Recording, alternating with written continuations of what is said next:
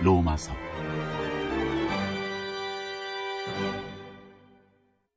바울이 이 편지를 쓰기 약 30여 년 전 역사를 그 전과 그 후로 나눠지게 하고 세상을 바꿔놓은 한 사건이 일어났습니다. 예수의 삶과 죽음과 부활이 바로 그것인데, 이는 광대한 로마 제국의 한 외딴 기퉁이 팔레스타인의 유다 지방에서 일어난 사건이었습니다. 사람들에게 거의 주목받지 못했던 일, 부산하게 돌아가던 권력의 도시 로마에서는 분명 아무도 거들떠보지 않았을 그런 사건이었습니다. 이 편지가 로마에 도착했을 때도 아주 소수의 사람들만 읽었을 뿐 힘있는 사람들은 아무도 읽지 않았습니다. 왜냐하면 로마에는 읽을 거리가 많았기 때문입니다. 황제의 칙령, 세련된 시, 정교한 도덕 철학 등이 넘쳐났고, 게다가 거의 대부분 수준급이었습니다. 그러나 얼마 지나지 않아 그런 글들은 결국 다 흙먼지를 뒤집어 쓰는 신세가 되고 말았습니다. 하지만 이 편지는 그렇지 않았습니다. 로마 사람들에게 보낸 바울의 편지는 그 로마 작가들이 쓴 책들 전부를 합쳐놓은 것보다도 훨씬 더 광범위한 영향을 끼쳤습니다. 로마 사람들에게 보내는 이 편지는 왕성하고 열정적인 사고가 낳은 작품입니다. 하나님을 섬기는 일에 징집된 지성의 영광스러운 삶이 고스란히 나타나 있습니다. 바울은 나사렛 예수의 삶과 죽음과 부활이라는 탁월한 증언과 경건한 믿음의 대상이 되고 있는 그 사실을 두고서 그것이 뜻하는 바가 무엇인지 숙고합니다. 바울은 유연하고 폭넓은 사고를 가진 지성인이었습니다. 그가 논리와 논증, 시와 상상력, 성경과 기도, 창조와 역사와 경험을 짜넣어 써내려간 이 편지는 기독교 신학의 으뜸작으로 꼽히는 저술이 되었습니다.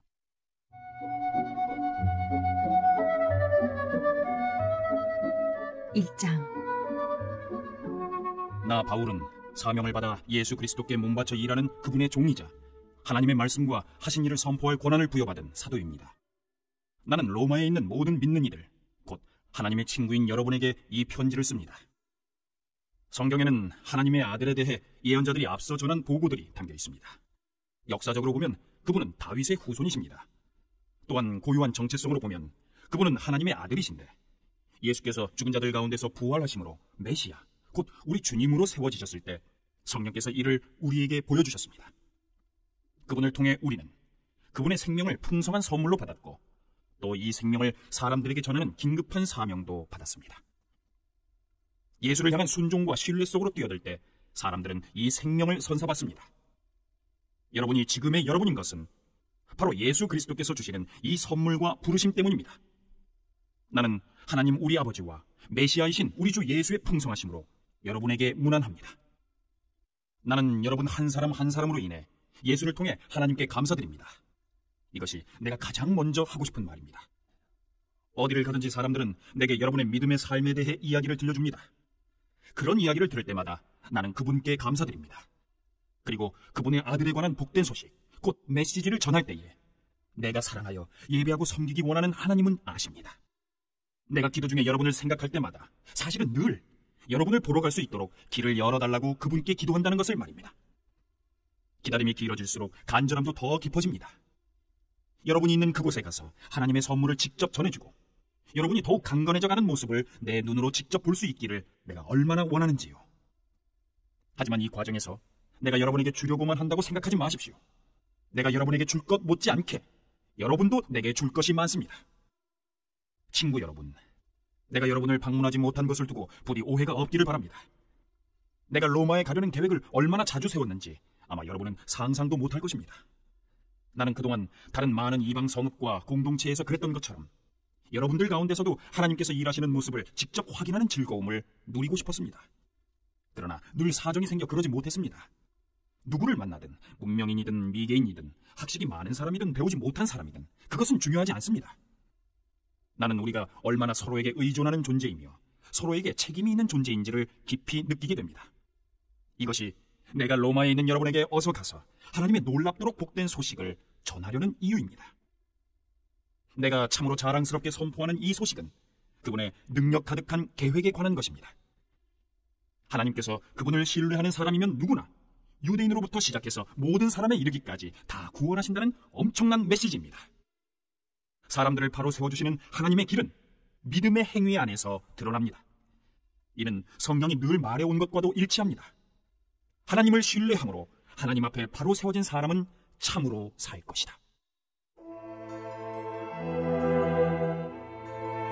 하나님을 무시하는 자들의 끝없는 추락. 그러나 하나님의 노가 화염처럼 터져 나옵니다. 사람들의 불신과 범죄와 거짓의 행위가 쌓여가고 사람들이 애써 진리를 덮으려 하기 때문입니다. 그러나 하나님이 실제 하신다는 것은 너무도 분명한 근본 사실입니다. 그저 눈을 떠보기만 해도 보이지 않습니까? 하나님이 창조하신 것을 찬찬히 그리고 유심히 바라보았던 사람들은 언제나 그 눈으로는 볼 수 없는 것, 이를테면 그분의 영원한 능력이나 신성의 신비를 볼 수 있었습니다. 따라서 누구도 변명할 수 없습니다. 사실을 말하면 이렇습니다. 사람들은 하나님을 너무도 잘 알고 있었지만 그분을 하나님으로 대하지 않았고 그분을 경배하기를 거부했습니다. 그럼으로써 그들은 스스로 어리석고 혼란에 빠진 하찮은 존재가 되었고 결국 삶의 의미도 방향도 잃고 말았습니다. 그들은 다 아는 것처럼 행세하나 사실은 삶에 대해 아무것도 모릅니다. 심지어 그들은 온 세상을 손에 붙들고 계신 하나님의 영광을 어느 길거리에서나 살 수 있는 싸구려 조각상들과 바꾸어 버렸을 정도입니다. 그래서 하나님께서 이런 뜻의 말씀을 하셨습니다. 너희가 원하는 것이 그것이라면 그것을 주겠다. 결국 그들은 머지않아 안팎으로 온통 오물범벅인 돼지우리의 삶을 살게 되었습니다. 이것은 다 그들이 참 하나님을 거짓 신과 바꾸었기 때문입니다. 그들을 만드신 하나님, 우리가 찬양드리는 하나님, 우리에게 복 주시는 하나님 대신에 자기들이 만든 신을 예배했기 때문입니다. 상황은 더 나빠져 그들은 하나님 알기를 거부하면서 곧 사람이 어떠해야 하는지도 잊고 말았습니다. 여자는 여자가 어떠해야 하는지 잊었고 남자는 남자가 어떠해야 하는지 잊어버렸습니다. 성적 혼란에 빠져 그들은 여자가 여자끼리, 남자가 남자끼리 서로 학대하고 더럽혔습니다. 사랑 없이 욕정만 가득해서 말입니다. 그리고 그 대가를 치렀습니다.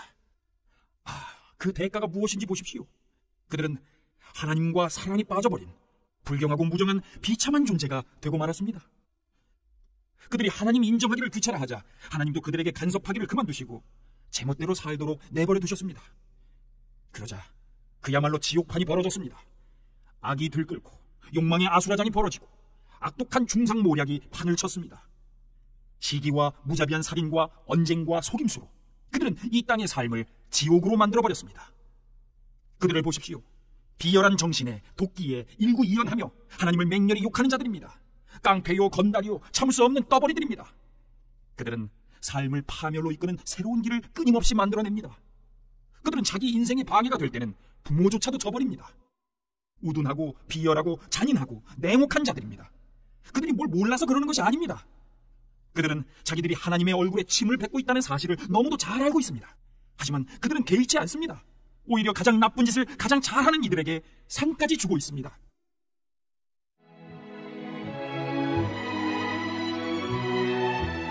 (2장) 하나님을 만만히 여기지 말라. 그들은 그렇게 어둠 속으로 끝없이 추락하고 있습니다. 그러나 여러분이 그들에게 손가락질할 만한 고상한 위치에 있다고 생각한다면 생각을 바꾸십시오. 누군가를 비난할 때마다 여러분은 자신을 정죄하는 것입니다. 여러분도 다르지 않기 때문입니다. 남을 판단하고 비난하는 것은 자신의 죄와 잘못이 발각되는 것을 모면해 보려는 흔한 술책입니다. 그러나 하나님은 그렇게 호락호락하신 분이 아닙니다. 그분은 그 모든 술책을 꿰뚫어 보시며 그러면 너는 어떤지 보자 라고 하십니다. 혹시 다른 사람을 손가락질하면 여러분이 저지른 모든 잘못에 대해 하나님의 주의를 돌릴 수 있다고 생각했습니까? 하나님의 책망을 면할 수 있다고 생각했습니까? 하나님은 너무나 좋은 분이므로 여러분의 죄를 그냥 눈감아 주실 것이라고 생각했습니까?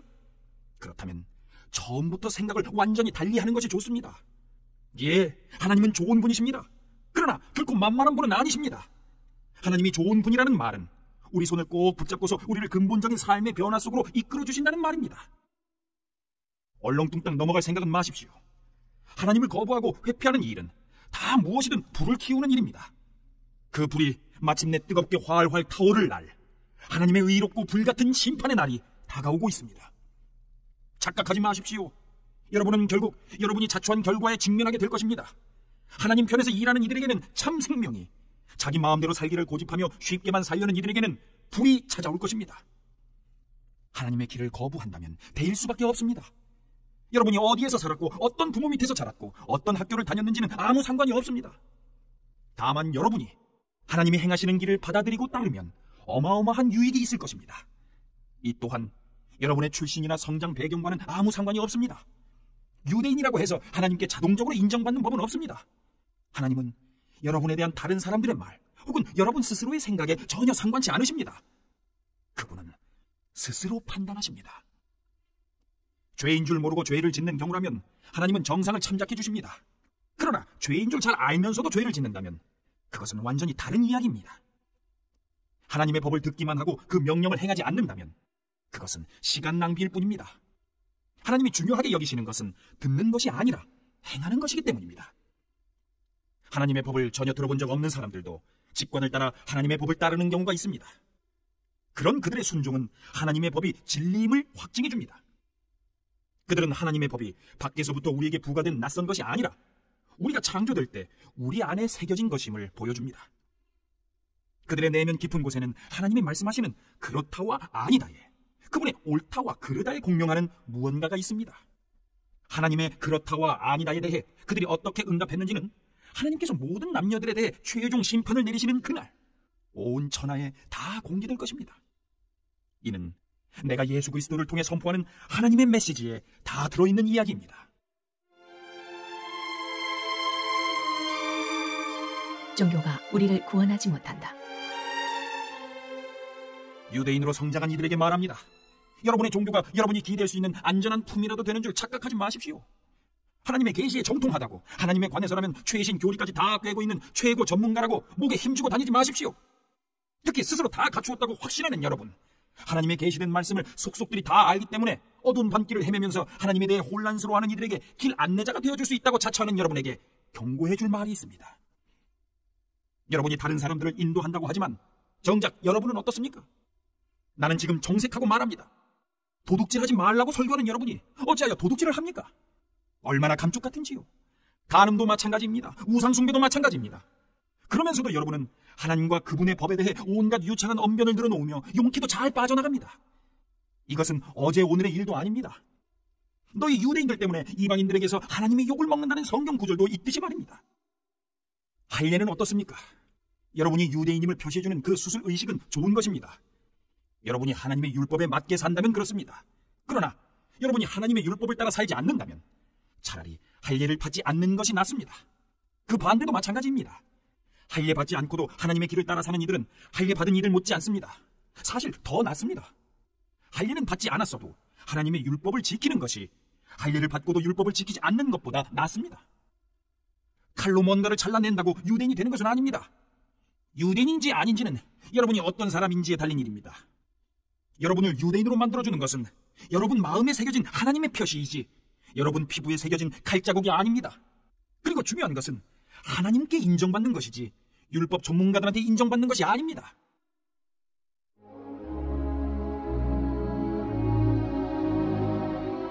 (3장) 그렇다면 유대인인 것과 아닌 것, 다시 말해 하나님의 길에 대해 훈련받은 것과 그렇지 못한 것은 무슨 차이가 있을까요? 사실 큰 차이가 있습니다. 그러나 사람들이 흔히 생각하는 그런 차이는 아닙니다. 우선 유대인들에게는 하나님의 계시, 곧 성경을 기록하고 보존할 책임이 맡겨졌습니다. 그 과정에서 유대인들 중 일부가 자신의 임무를 저버렸던 것은 사실이지만 하나님은 그들을 저버리지 않으셨습니다. 여러분은 그들이 신실하지 못했다고 해서 하나님도 신실하기를 포기하실 수 있다고 생각합니까? 결코 그럴 수 없습니다. 세상이 다 거짓말을 일삼을 때에도 하나님은 끝까지 당신이 하신 약속을 지키시는 분입니다. 이 말은 틀림없습니다. 성경도 그렇게 말합니다. 주님의 말씀은 변함이 없고 참되십니다. 거부를 당해도 주님은 흔들리시지 않습니다. 그런데 이런 질문이 나올 수 있습니다. 우리의 악한 행위가 오히려 하나님의 의로운 행위를 분명히 드러내고 확증한다면 그 일로 우리는 오히려 칭찬받아야 하는 것 아닌가? 우리의 악한 말이 그분의 선한 말씀에 흠집 하나 내지 못한다면 하나님께서 우리를 다그쳐 우리 말에 책임을 묻는 것은 잘못된 것 아닌가? 그 질문에 대한 대답은 아니다입니다. 결코 그렇지 않습니다. 생각해 보십시오. 하나님께서 바르지 않은 일을 하신다면 어떻게 그분께서 세상을 바로 세우실 수 있겠습니까? 그저 심사가 뒤틀려서 이렇게 말할 수도 있습니다. 나의 거짓됨이 하나님의 참되심을 더욱 영광스럽게 드러내준다면 왜 내가 비난을 받아야 하는가? 하나님한테 좋은 일을 하는 것인데. 실제로 어떤 이들은 우리가 그렇게 말한다고 말을 퍼뜨리기도 합니다. 그들은 우리가 악을 더 많이 행할수록 하나님은 선을 더 많이 행하시니 악을 더 많이 행하자라고 말하며 다닌다고 주장합니다. 이는 순전히 중상모략인 것을 여러분도 잘 아시리라 믿습니다.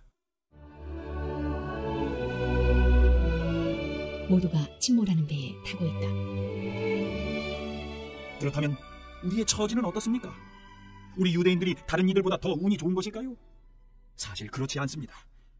기본적으로 우리는 유대인이든 이방인이든 모두 똑같은 조건에서 출발합니다. 다시 말해 우리는 다 죄인으로 출발합니다. 이 점에 대해 성경은 더할 나위 없이 분명합니다. 바르게 사는 자 아무도 없다. 단 한 사람도 없다. 사리 분별하는 자 아무도 없고 하나님께 깨어있는 자 아무도 없다. 다들 잘못된 길로 접어들어 다들 막다른 길에서 헤매고 있다. 바르게 사는 자 아무도 없다. 그런 사람 단 한 사람도 나는 찾을 수 없다. 그들의 목구멍은 쩍 벌어진 무덤이요 그 혀는 기름칠한 듯 매끄럽다. 하는 말마다 독이 서렸고 입을 열면 공기를 오염시킨다. 올해의 죄인이 되려고 각축전을 벌이며 세상을 온통 비통과 파멸로 어지럽힌다. 사람들과 더불어 사는 법이라고는 기본조차 모르는 그들, 하나님은 안중에도 없다. 그렇다면 분명하지 않습니까? 성경에 기록된 모든 말씀은 다른 사람에 대한 말씀이 아니라 바로 우리에게 하시는 말씀입니다.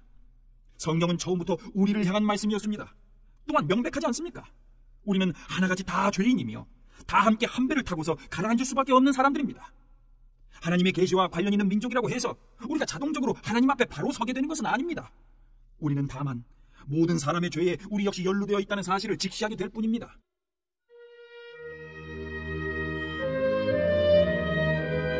하나님께서 바로 세우십니다.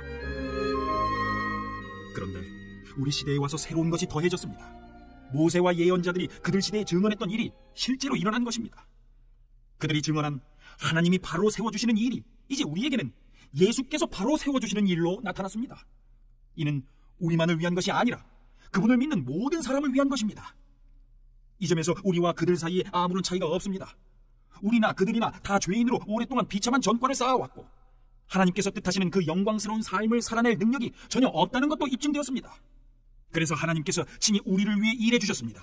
순전히 은혜로 그분은 우리를 그분 앞에 바로 세워주셨습니다. 이는 전적으로 그분의 선물입니다. 그분은 우리를 진창에서 건져주셨고 우리가 있기를 늘 원하셨던 자리로 우리를 되돌려주셨습니다.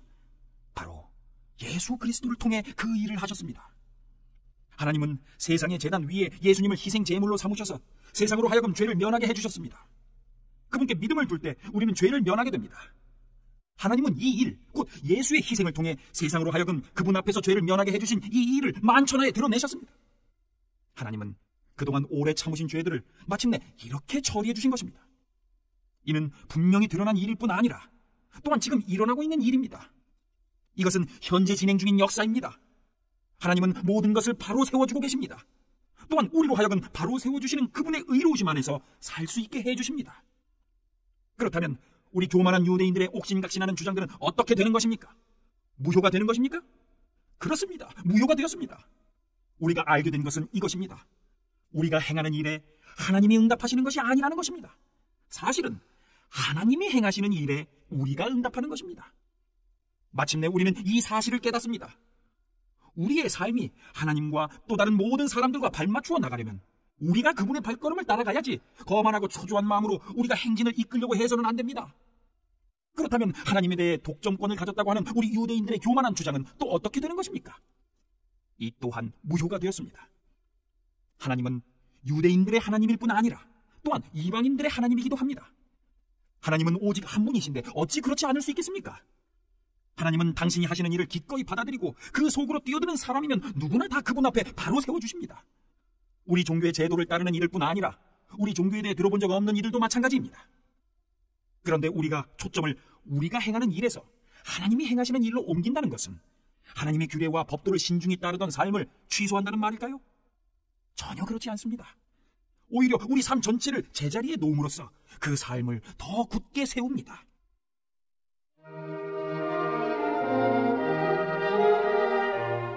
사장, 하나님을 신뢰하십시오. 그렇다면 우리 믿음의 첫 조상 아브라함 이야기를 이 새로운 관점에서 보면 어떨까요? 만일 아브라함이 하나님을 위해 이룬 일로 하나님의 인정을 얻어낸 것이라면 당연히 그 공로를 인정받았을 것입니다. 그러나 우리에게 전해진 이 이야기의 주인공은 하나님이지 아브라함이 아닙니다. 성경은 우리에게 이렇게 말합니다. 아브라함은 하나님이 그를 위해 하시는 일에 뛰어들었다. 바로 그것이 전환점이 되었다. 그는 자기 힘으로 바로 서려고 애쓰는 대신에 하나님께서 자신을 바로 세워주실 것을 신뢰했다. 만일 여러분이 열심히 해서 어떤 일을 잘 해낸다면 여러분은 보수를 받을 자격이 생깁니다. 그때 여러분이 받는 것은 임금이지 선물이 아닙니다. 그러나 여러분이 그 일을 감당할 수 없어 오직 하나님만이 하실 수 있는 일이라고 인정하고 그분께서 해주실 것을 신뢰한다면 바로 그 신뢰가 여러분을 하나님에 의해 하나님 앞에 바로 세워줍니다. 이렇게 하나님 앞에 바로 서는 일은 여러분의 힘으로 아무리 오랫동안 수고하고 애쓴다 해도 결코 해낼 수 없는 일입니다. 이는 전적으로 그분의 선물입니다. 이 새로운 관점은 다윗에게서도 확증됩니다. 그는 자신의 공로 하나 없이 오직 하나님께서 모든 것을 바로 세워주실 것을 신뢰하는 사람은 복이 있다고 말합니다. 그 범죄가 지워지고 지은 죄 말끔히 씻겨진 사람은 복이 있다. 주님께 그 죄를 청산받은 사람은 복이 있다. 혹시 여러분은 이런 복이 우리 종교의 길을 따르는 할례받은 사람들에게만 선언된다고 생각합니까? 우리가 따르는 길에 대해 들어본 적 없는 사람들, 하나님께 훈련받아본 적 없는 사람들도 이런 복을 받을 수 있다는 생각은 못 해봤습니까? 일단 우리 모두가 동의할 수 있는 사실부터 말해보겠습니다. 아브라함이 하나님께 합당하다고 선언된 것은 그가 하나님께서 그를 위해 하시는 일을 받아들였기 때문입니다. 그렇다면 생각해 보십시오. 그 선언이 내려진 것은 그가 할례라는 언약 의식을 통해 몸의 표시를 받기 전이었습니까? 그 후였습니까? 맞습니다. 표시를 받기 전이었습니다. 그렇다면 그가 할례를 받은 것은 하나님께서 그를 당신 앞에 바로 세우시려고 오래전부터 그를 위해 일해오신 것에 대한 증거이자 확증의 의미였다는 뜻입니다. 아브라함은 다만 하나님의 이 일을 자신의 온 삶으로 받아들였던 것입니다. 또한 이것은 아브라함이 모든 사람의 조상이라는 뜻이기도 합니다. 다시 말해 하나님께 아직 바깥 사람인 이들, 하나님의 백성으로 인정받지 못하는 이른바 할례받지 않은 사람들이라도 하나님께서 자신들을 위해 하시는 일을 받아들인다면 아브라함은 그들 모두의 조상도 된다는 것입니다. 하나님에 의해 하나님 앞에 바로 서게 된 사람들이란 바로 이런 사람들을 두고 하는 말입니다. 물론 아브라함은 할례라는 종교의식을 거친 이들의 조상이기도 합니다. 그러나 이는 그들이 행한 그 종교의식 때문이 아니라 하나님께서 그들을 위해 행하시는 일을 믿음으로 받아들이는 모험의 삶을 살기로 그들이 결단했기 때문입니다. 아브라함은 할례의 표시를 받기 오래전부터 바로 이런 삶을 살아온 것입니다. 하나님께서 아브라함에게 그 유명한 약속, 그와 그의 후손이 땅을 차지하리라 하신 약속을 주신 것은 그가 무언가를 이루었거나 이루려고 했기 때문이 아니었습니다. 그 약속이 주어진 것은 그를 위해 모든 것을 바로 세워주시겠다는 하나님의 결정에 기초한 것이었습니다. 아브라함은 다만 믿음으로 거기에 뛰어들었을 뿐입니다. 만일 우리가 하나님께 무언가를 얻는 것이 자기가 해야 할 일을 다 마치고 온갖 서류를 다 구비해야만 비로소 가능한 일이라면 인격적 신뢰가 들어설 여지는 아예 사라지고 약속은 냉혹한 계약으로 바뀌고 맙니다. 그런 것은 거룩한 약속이 아닙니다. 사업상 거래일 뿐입니다. 빈틈없는 변호사가 깨알 같은 글씨로 작성한 계약서는 우리가 얻을 것이 전혀 없을 것이라는 사실만 확인해 줄 뿐입니다. 그러나 애초에 계약이란 없고 약속만이, 그것도 하나님의 약속만이 있는 것이라면 그것은 여러분이 깰 수 있는 것이 아닙니다.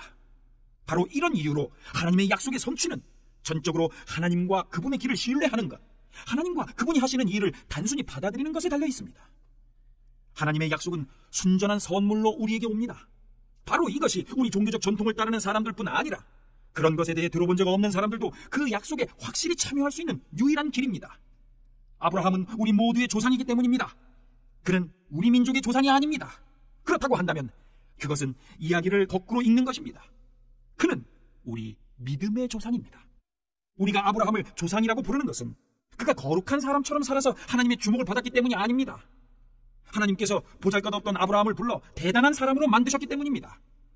성경에서 우리가 늘 읽는 말씀, 하나님께서 아브라함에게 하신 말씀이 바로 이것 아닙니까? 내가 너를 많은 민족의 조상으로 세운다. 아브라함은 먼저 조상이라고 불렸고 그런 다음에 조상이 된 것입니다.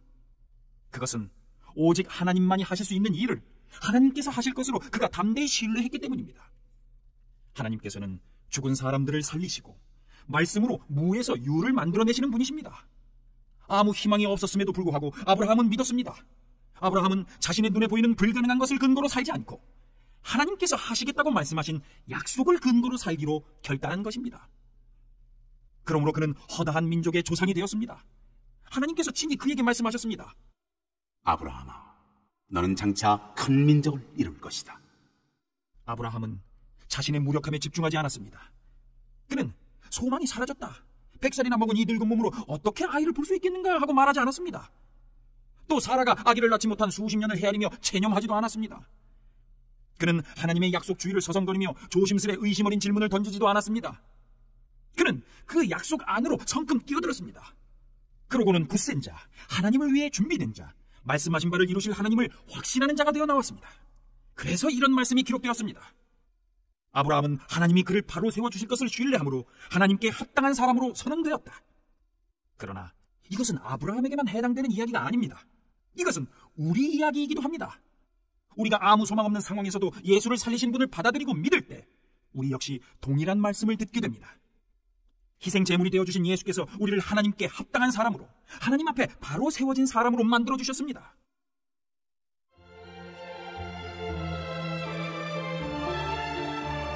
오장 인내를 기르라. 하나님께서 우리를 위해 늘 하고자 하셨던 일, 곧 그분 앞에 우리를 바로 세워주시고 그분께 합당한 사람으로 만들어주는 일에 우리는 믿음으로 뛰어들었습니다. 그러므로 지금 우리는 우리 주인이신 예수로 말미암아 하나님 앞에서 이를 누리고 있습니다. 그뿐 아닙니다. 하나님을 향해 우리 문을 활짝 열어 젖히는 순간 우리는 그분께서 이미 우리를 향해 문을 활짝 열어놓고 계셨음을 발견합니다. 우리가 늘 있고자 원했던 그곳에 마침내 우리가 서 있음을 알게 됩니다. 우리는 하나님의 은혜와 영광의 그 넓고 탁 트인 공간에서 고개 들고 서서 소리 높여 찬양하는 우리 자신을 발견하게 됩니다. 그뿐 아닙니다. 온갖 환란에 포위되어 있을 때에도 우리는 소리 높여 찬양하기를 멈추지 않습니다. 환란이 우리 안에 열정 어린 인내를 길러주고 그 인내가 쇠를 연마하듯 우리 인격을 단련시켜주며 우리로 하여금 하나님께서 장차 행하실 모든 일에 대해 늘 깨어있게 해준다는 것을 우리가 알기 때문입니다. 이 같은 희망 속에 늘 깨어있을 때 우리는 결코 실망하는 법이 없습니다. 오히려 정반대입니다. 우리가 하나님께서 성령을 통해 우리 삶 속에 아낌없이 쏟아붓고 계신 그 모든 것을 다 담아내기에는 아무리 많은 그릇으로도 부족합니다. 그리스도께서 더없이 알맞은 때에 오셔서 이런 일을 이루십니다. 그분은 우리가 다 준비되기까지 기다리지 않으셨고 지금도 그러하십니다. 우리가 너무 약하고 반항적이어서 전혀 준비되어 있지 않았던 그때에 그분은 자기 자신을 이 희생적 죽음에 내어주셨습니다. 설령 우리가 그렇게 약하지 않았다 하더라도 우리는 여전히 갈팡질팡했을 것입니다. 우리는 목숨을 바칠 만한 가치가 있다고 여기는 사람을 위해 대신 죽는 것은 이해할 수 있습니다. 또 선하고 고귀한 사람을 보면 우리 안에 그를 위해 기꺼이 희생하고자 하는 마음이 일어난다는 사실도 알고 있습니다. 그러나 하나님은 우리가 그분께 아무 쓸모가 없을 때에 당신의 아들을 희생적 죽음에 내어주심으로 그렇게 우리를 위해 당신의 사랑을 아낌없이 내놓으셨습니다. 이 희생적 죽음, 이 완성된 희생 제사를 통해 우리는 하나님 앞에 바로 세워졌습니다. 그러므로 이제는 더 이상 하나님과 사이가 멀어질 일은 없습니다. 생각해 보십시오. 우리가 죄악이었을 때에도 그분 아들의 희생적 죽음을 통해 우리와 하나님 사이가 친밀하게 되었습니다. 그렇다면 우리가 최선인 지금 그분의 부활 생명이 우리 삶을 얼마나 드넓고 깊게 하겠습니까? 하나님과 친구가 되는 이 엄청난 선물을 실제로 받아 누리고 있는 우리는 이제 더 이상 단조로운 산문적 표현에 만족할 수 없습니다. 우리는 노래하고 외칩니다. 메시아 예수를 통해 하나님께 우리의 찬양을 드립니다.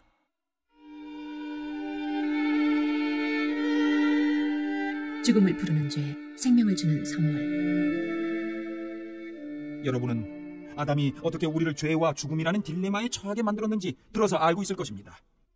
죄와 죽음으로부터 자유로운 사람은 아무도 없습니다. 죄는 만물과 하나님과의 관계, 또 모든 사람과 하나님과의 관계에 해를 끼쳐왔지만 하나님께서 모세를 통해 자세히 상述해 주시기까지는 그 해가 어느 정도인지 분명치 않았습니다. 그처럼 죽음, 곧 우리와 하나님 사이를 갈라놓는 그 거대한 시면은 아담으로부터 모세에 이르는 시간에도 위세를 떨쳤습니다.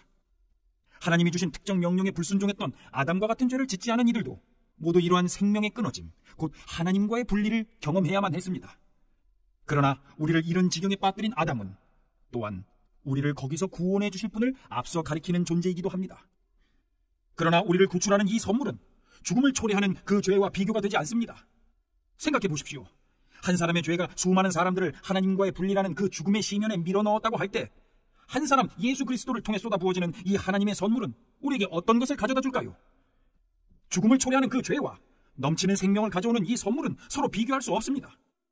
그 죄에 대한 평결로는 죽음의 선고가 내려졌지만 뒤따른 다른 많은 죄들에 대한 평결로는 경이로운 생명 선고가 내려졌습니다. 한 사람의 잘못을 통해 죽음이 위세를 떨쳤다면 이제 한 사람 예수 그리스도께서 마련해 주신 이 어마어마한 생명의 선물, 이 모든 것을 바로 세우시는 장대한 일을 두 팔 벌려 받아들이는 이들 안에서 이 생명이 이루어낼 가슴 벅찬 회복, 우리를 다스리는 생명이 어떤 것일지 여러분은 상상할 수 있겠습니까? 한마디로 말하면 이렇습니다. 한 사람이 잘못을 범해 우리 모두가 죄와 죽음이라는 곤경에 처하게 된 것처럼 또 다른 한 사람이 올바른 일을 함으로써 우리 모두가 거기서 벗어날 수 있게 되었습니다. 사실 우리는 단순히 곤경에서 건져진 것 이상입니다. 그분은 우리를 생명 속으로 이끌어 들이셨습니다. 한 사람이 하나님께 아니요라고 말함으로써 많은 사람이 잘못되었고 한 사람이 하나님께 예라고 말함으로써 많은 사람이 바르게 되었습니다. 일시적인 율법이 죄와 맞서 할 수 있었던 것이라고는 더 많은 율법 위반자들을 만들어내는 것이 전부였습니다. 그러나 죄는 우리가 은혜라고 부르는 그 전투적 용서에는 도저히 맞서가 되지 못합니다. 죄와 은혜가 맞설 때 이기는 쪽은 언제나 은혜입니다. 죄가 할 수 있는 일이라고는 죽음으로 우리를 위협하는 것이 전부인데 이제 그 일도 끝났습니다. 하나님께서 메시아를 통해 모든 것을 다시 바로 세우고 계시기에 은혜는 우리를 생명의 삶 속으로 이끌어드립니다. 끝없는 삶, 다함없는 세상 속으로 말입니다.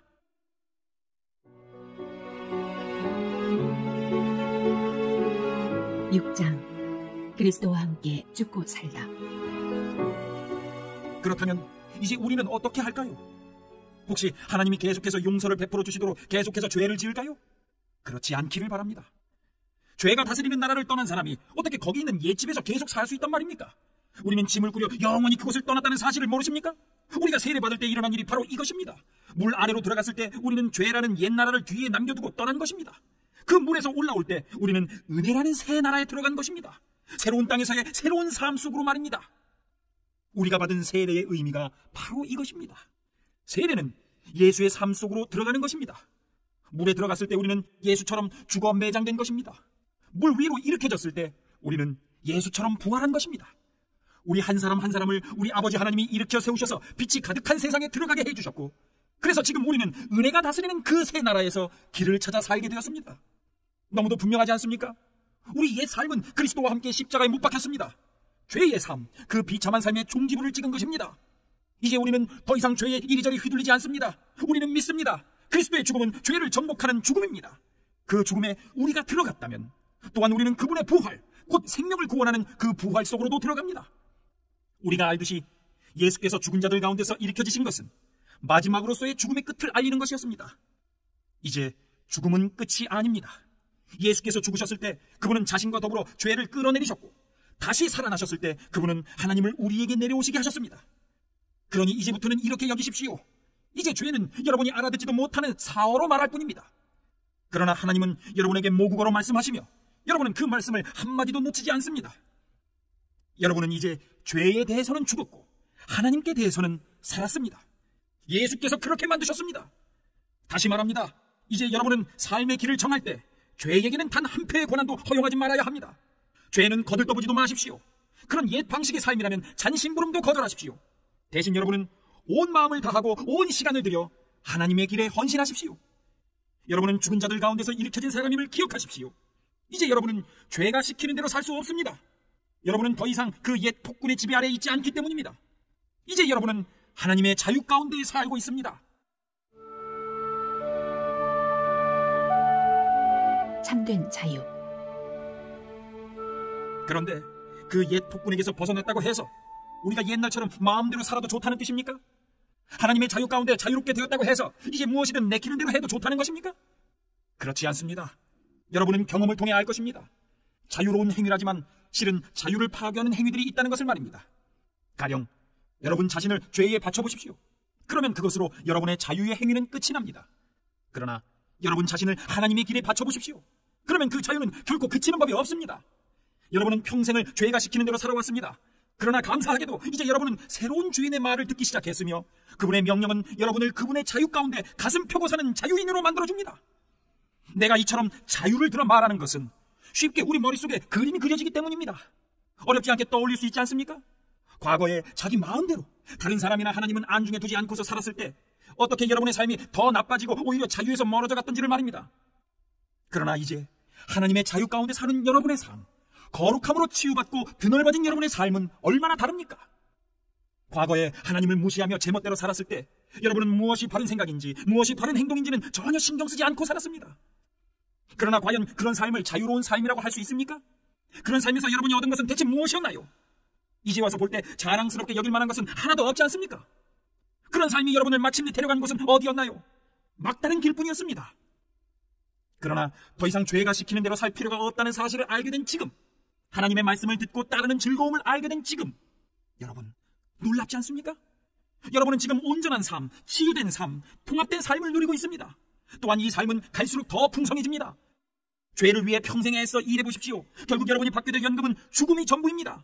그러나 하나님의 선물은 우리 주 예수께서 전해주시는 참된 삶, 영원한 삶입니다.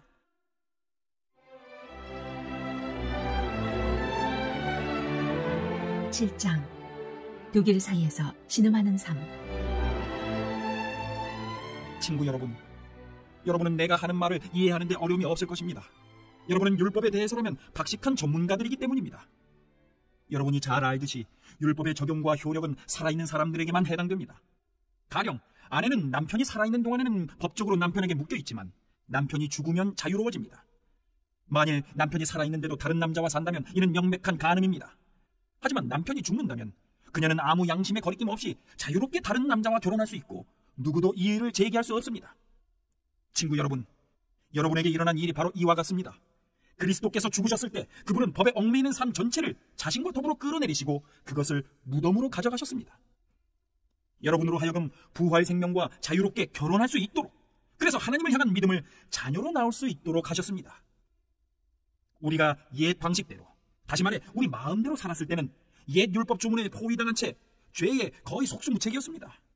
그럴수록 우리는 더욱더 반항적이 되어갔습니다. 그런 삶에서 우리가 내놓은 것이라고는 유산과 사산이 전부였습니다. 그러나 더 이상 죄라는 포갑적인 배우자에게 묶여있지 않고 그 모든 포악한 규정들과 계약 조항들로부터 자유로워진 우리는 하나님의 자유 가운데 자유롭게 새로운 삶을 살 수 있게 되었습니다. 아마 이런 질문이 나올 수 있습니다. 율법 주문이 그렇게 나쁜 것이라면 죄와 다를 바 없다는 것이군요. 아닙니다. 분명 그렇지 않습니다. 율법 주문에는 나름의 정당한 기능이 있습니다. 만약 옳고 그름에 대해 안내해주는 분명한 지침이 없었다면 도덕적 행위는 대부분 어린 짐작에 따른 일이 되고 말았을 것입니다. 탐내지 말라는 딱 부러지는 명령이 없었다면 아마도 나는 탐욕을 마치 덕인 양 꾸며댔을 것이며 그러다가 결국 내 삶을 파멸시키고 말았을 것입니다. 여러분 기억 못하십니까? 나는 너무도 잘 기억합니다. 율법 조문은 처음 시작할 때는 대단히 멋진 것이었습니다. 그러나 그 다음 어떻게 되었던가요? 그 명령을 죄가 왜곡하여 유혹이 되게 만들었고 그래서 결국 금지된 열매라는 것이 만들어졌습니다. 율법 조문이 나를 안내해주는 것이 아니라 도리어 나를 유혹하는 일에 사용되어 버린 것입니다. 율법 조문이라는 장신구가 붙어있지 않았을 때는 죄가 그저 따분하고 생기 없어 보였을 뿐 나는 그것에 별 관심을 기울이지 않았습니다. 그러나 죄가 율법 조문을 가져다가 장신구로 삼고 자신을 꾸미자 나는 그것에 속아 넘어가고 말았습니다. 나를 생명으로 안내해야 할 그 명령이 도리어 나를 넘어뜨리는 일, 나를 곤두박질치게 하는 일에 사용되어 버린 것입니다. 이런 식으로 죄는 생기가 넘치게 되었으나 나는 완전히 생기를 잃고 말았습니다. 그러나 율법 조문 자체는 하나님께서 상식으로 여기시는 것으로서 각 명령은 모두 건전하고 거룩한 권고입니다. 나는 여러분의 다음 질문이 무엇인지도 알고 있습니다. 율법을 좋은 것이라고 하면서 왜 우리가 그 좋은 것을 의지해서는 안 된다는 것인가요? 선도 악처럼 위험하단 말입니까? 이번에도 대답은 그렇지 않다입니다. 죄가 다만 자기가 잘하기로 이름난 일을 했을 뿐입니다. 다시 말해 죄가 선한 것 속에 숨어들어가 나를 유혹하고 나로 하여금 나 자신을 파멸시키는 일을 하게 만든 것입니다. 죄는 하나님의 선한 계명 속에 숨어서 자기 혼자 할 수 있는 것보다 훨씬 더 큰 해악을 끼칠 수 있었습니다. 이런 반응도 나올 수 있을 것입니다. 하나님의 명령은 다 영적입니다. 하지만 나는 나 자신이 영적이지 못하다는 것을 압니다. 당신도 같은 경험을 하지 않나요? 예, 그렇습니다.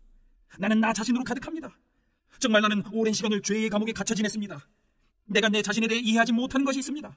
나는 늘 결심은 이렇게 하지만 행동은 다르게 합니다. 나 자신이 끔찍히도 경멸하는 행동들을 결국 저지르고 맙니다. 이처럼 나는 무엇이 최선인지를 알아서 실천에 옮길 수 있는 사람이 못 됩니다. 내게는 분명 하나님의 명령이 필요합니다. 사실 내게는 명령 이상의 무언가가 필요합니다.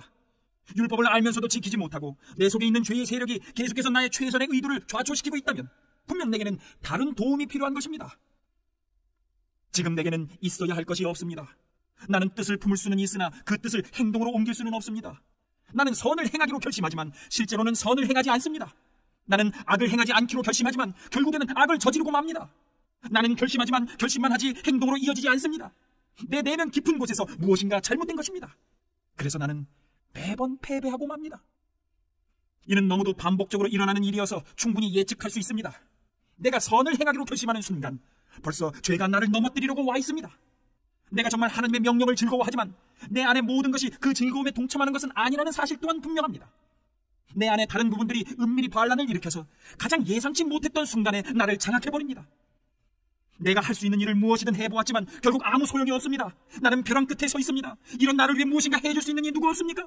정말 던져야 할 질문은 바로 이런 것이 아닙니까? 감사하게도 답이 있습니다. 바로 예수 그리스도께서 그 같은 일을 하실 수 있고 또 하신다는 것입니다. 마음과 생각으로는 하나님을 섬기고 싶어 하지만 죄의 세력에 끌려 전혀 엉뚱한 일을 행하는 우리의 모순 가득한 삶 속에 들어오셔서 그분은 모든 것을 바로 세우는 일을 행하셨습니다.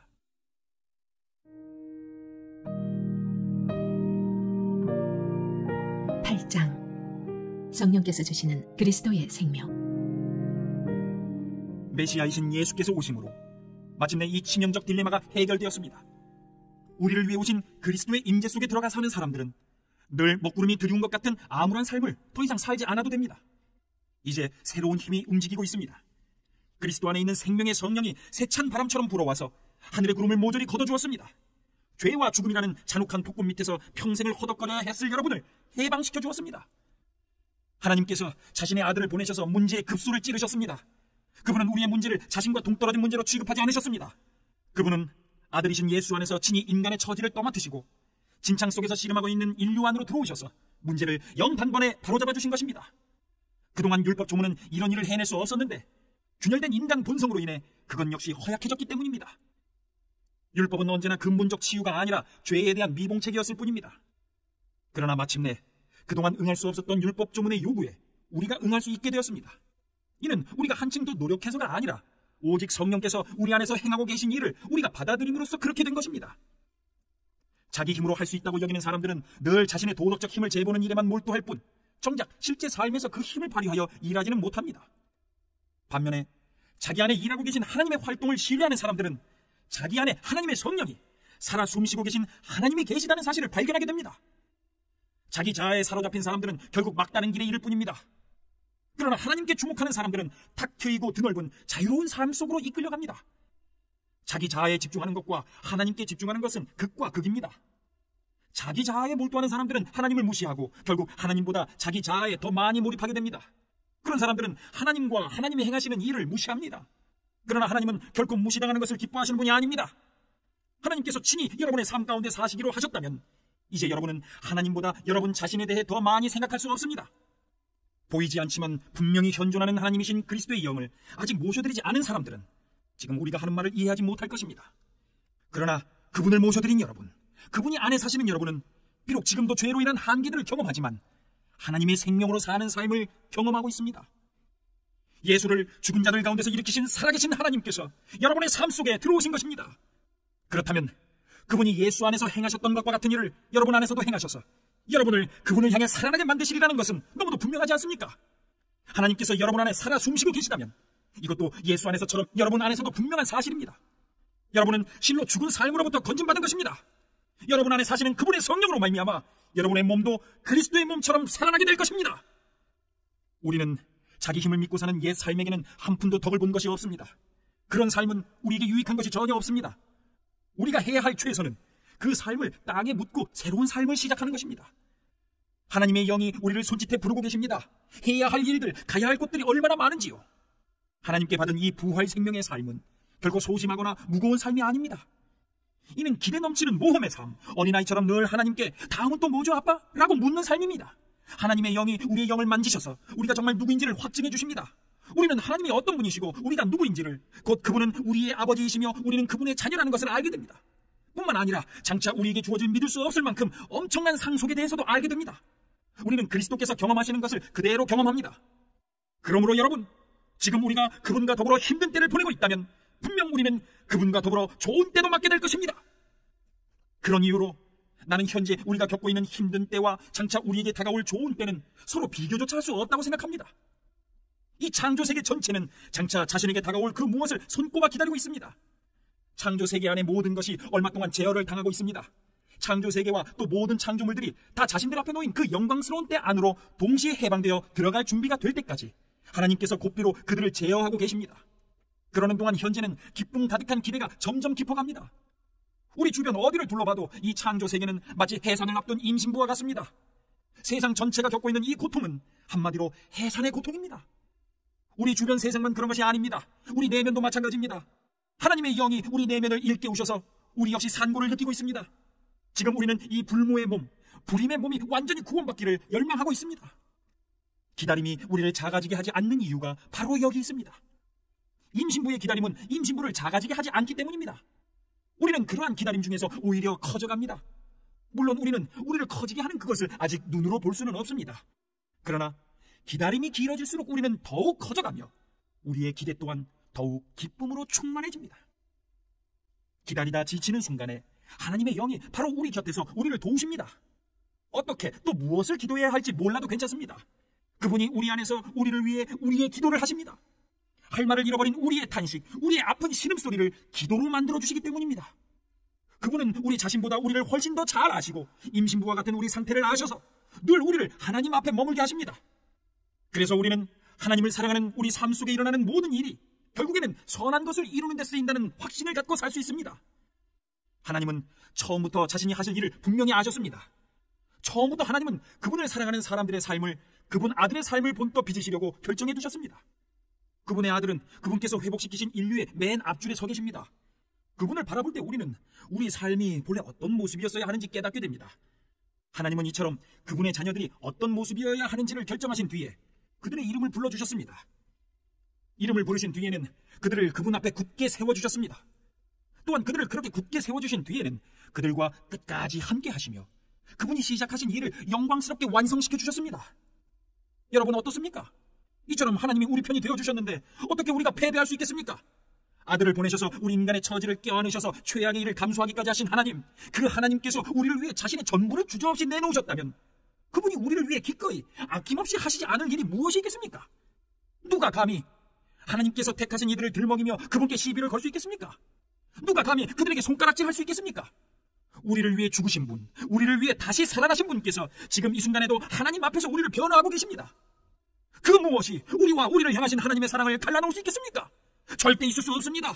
고생도, 난관도, 증오도, 배고픔도, 노숙도, 위협도, 협박도, 심지어 성경에 나오는 최악의 죄들도 마찬가지입니다. 당신을 증오하는 자들은 눈 하나 깜빡 않고 우리를 죽입니다. 그들의 손쉬운 표적인 우리는 하나씩 처치됩니다. 그 무엇도 우리를 동요시키지 못합니다. 예수께서 우리를 사랑하시기 때문입니다. 나는 절대적으로 확신합니다.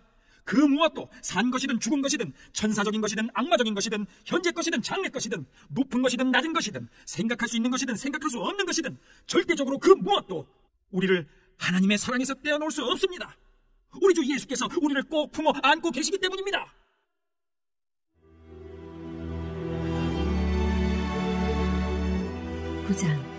자기 백성을 부르시는 하나님. 내게는 늘 지고 다니는 큰 슬픔이 하나 있습니다.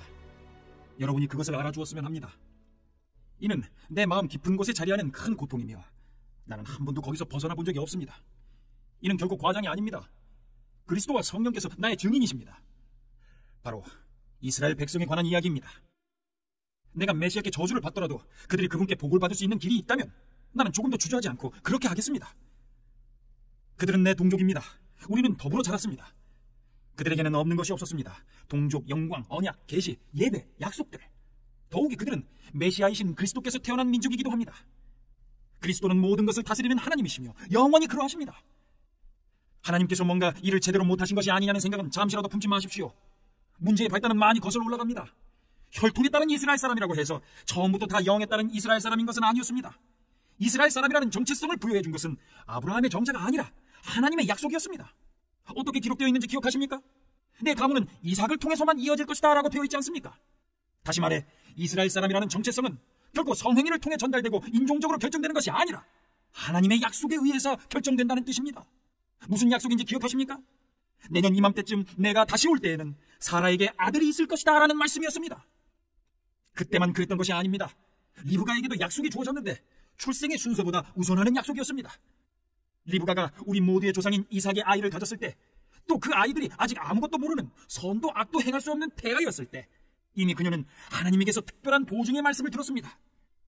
이처럼 하나님께서 하신 일들을 살펴볼 때 우리가 분명히 알게 되는 것이 있습니다. 그분의 목적은 우리가 무엇을 하고 안 하고에 달려있지 않습니다. 그것은 이루어질 수도 있고 안 이루어질 수도 있는 그런 것이 아니라 그분의 결정에 의해 결정되고 그분의 주도로 확정된 확실한 무엇입니다. 하나님은 리브가에게 너의 쌍둥이 중에 둘째가 첫째보다 뛰어날 것이다 라고 말씀하셨습니다. 후에 이 말씀은 나는 야곱을 사랑했고 에서는 미워했다라는 딱딱한 경구 형태로 등장합니다. 이것을 두고 우리가 하나님은 불공평하시다고 불평할 수 있을까요? 부디 성급하게 판단하지 마십시오. 하나님은 모세에게 이렇게 말씀하셨습니다. 자비도 내가 베푸는 것이고 긍휼도 내가 베푸는 것이다. 다시 말하면 긍휼은 우리의 동정어린 심정이나 도덕적 노력에서 비롯되지 않고 하나님의 자비에서 비롯된다는 말씀입니다. 하나님께서 바로에게 하신 말씀도 같은 요지의 말씀입니다. 나는 나의 구원 능력이 펼쳐지는 이 드라마에서 너를 단역으로 쓰려고 골랐다. 이 모든 이야기를 한마디로 하면 결정권은 처음부터 하나님께 있다는 것입니다. 하나님께서 일을 주도하셨고 우리는 그 일에서 좋은 역할이든 나쁜 역할이든 우리 역할을 할 뿐입니다. 이렇게 이해를 제기하시렵니까? 모든 것을 다 하나님이 결정하시는 것이라면 어떻게 하나님이 우리에게 책임을 물을 수 있단 말인가? 큰 결정은 이미 다 내려져 있는데 대체 우리가 할 수 있는 것이 무엇이란 말인가? 대체 여러분은 누구이기에 이런 식으로 하나님에 대해 이러쿵저러쿵 할 수 있다고 생각하는 것입니까? 사람이 감히 하나님을 문제 삼을 수 있다고 생각합니까? 지늘기 자기를 빚고 있는 손을 향해 왜 당신은 나를 이런 모양으로 만들고 있습니까? 하고 묻는 법은 없습니다. 한 진흙덩이로는 꽃을 담는 병을, 또 다른 진흙덩이로는 콩조리용 항아리를 만들 수 있는 완전한 권리가 토기장이에게 있는 것이 분명하지 않습니까? 하나님께서 당신의 노여움을 보여줄 목적으로 한 모양의 도기를 특별히 고안하시고 당신의 영광스러운 선을 보여줄 목적으로 또 다른 모양의 도기를 정교히 제작하셨다는 것에 대체 무슨 문제가 있을 수 있겠습니까?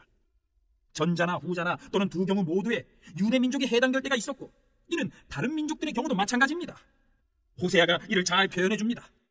내가 이름 없는 사람들을 불러 이름 있는 사람들로 만들겠다. 내가 사랑받지 못한 사람들을 불러 사랑받는 사람들로 만들겠다.